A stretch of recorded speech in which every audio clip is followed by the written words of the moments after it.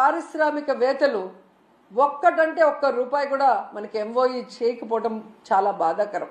ఎందుకంటే ఈరోజు వీళ్ళు దాదాపుగా ఈ స్పెషల్ ఫ్లైట్లు, కోట్లు, బూట్లు, సూట్లు కని వీళ్ళ ఖర్చులకే 20 కోట్ల పైగా అయింది. కనీసం ఆ దారి ఖర్చులకి అయిన డబ్బైనా ఎంఓఈలు చేసుకొచ్చారంటే సిగ్గుచేటు. మాటలేమో ఇంత చెప్తారు, కానీ పని చూస్తే జీరో. సో అందుకే అంటారు గొప్పలు చెప్పుకోవద్దయా తిప్పలు తప్పవని. కానీ చంద్రబాబు నాయుడు వినడు. ఈరోజు కేవలం తన కొడుకుని ప్రమోట్ చేసుకోవడానికే దావోస్కి వెళ్ళాడు. ఈ రాష్ట్రానికో రాష్ట్ర ప్రజలకో ముఖ్యంగా రాష్ట్ర యువతకో ఉపయోగపడే విధంగా ఏది చేయాలన్న ఆలోచన లేదు అనేది ఈ పర్యటనతో అందరికీ అర్థమైపోయింది. ఎందుకంటే అంత పెద్ద వేదిక మీద సీఎం చంద్రబాబు నాయుడు గారు మా రాష్ట్ర ఆర్థిక వ్యవస్థ చితికిపోయింది, చాలా పేద రాష్ట్రంగా మేము మిగిలిపోయాం అని అంత పెద్ద వేదిక మీద చెప్తే ఏ పారిశ్రామికవేత్త వచ్చి ఇన్వెస్ట్ చేస్తాడు? అసలు ఎందుకు అలాంటి మాటలు మాట్లాడాల్సి వస్తుందో నాకు అర్థం కావట్లేదు. ఎలక్షన్స్ ముందు కూడా దాదాపుగా 14 లక్షల కోట్ల అప్పు ఉందని చెప్పి అబద్ధాలు చెప్పటం, ప్రజల్ని కన్ఫ్యూజ్ చేయటం. తీరా మొన్న అసెంబ్లీలో చూస్తే బడ్జెట్ డాక్యుమెంట్స్లో 6.5 లక్షల కోట్లు మాత్రమే అప్పు ఉంది అని చెప్తారు. రాష్ట్రం విడిపోయాక నువ్వే కదా మొదట ముఖ్యమంత్రిగా 5 సంవత్సరాలు ఉన్నావు. నువ్వు ఎంత అప్పు చేసి దిగిపోయావు, 5 ఏళ్లలో మేమేం చేసామో చెప్పాలి కదా జనాలకి. కానీ బయట ఒకటి లోపల ఒకటి మాట్లాడటం.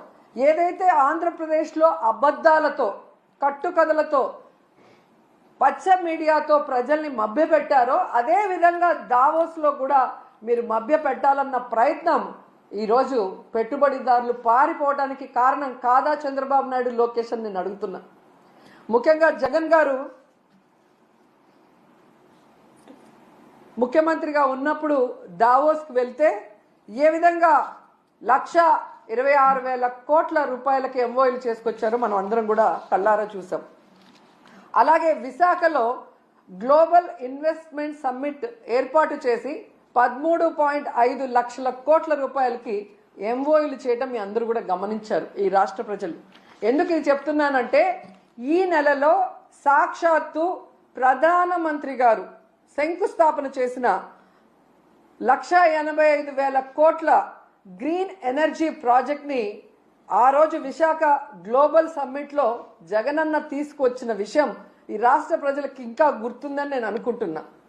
అలాగే ప్రధానమంత్రి గారు శంకుస్థాపన చేసిన బల్క్ డ్రగ్ ప్రాజెక్ట్ కూడా జగనన్న ముఖ్యమంత్రిగా ఉన్నప్పుడు ఇతర రాష్ట్రాలతో పోటీ పడి తీసుకొచ్చింది. దానికి భూమిని కూడా జగనన్నే తన హయాంలో కేటాయించింది నిజం కాదా అని అడుగుతున్నా. సో జగనన్న తీసుకొచ్చినవి మీ గొప్పతనంగా ప్రధానమంత్రి గారిని పిలిపించి మొన్న హడావిడి చేశారు తప్ప మీ పరిపాలన చూసి మిమ్మల్ని చూసి ఒక్క ప్రాజెక్ట్ అయినా, ఒక్క పారిశ్రామికవేత్త, ఒక్క పెట్టుబడి అయినా పెట్టాడని నేను అడుగుతున్నాను.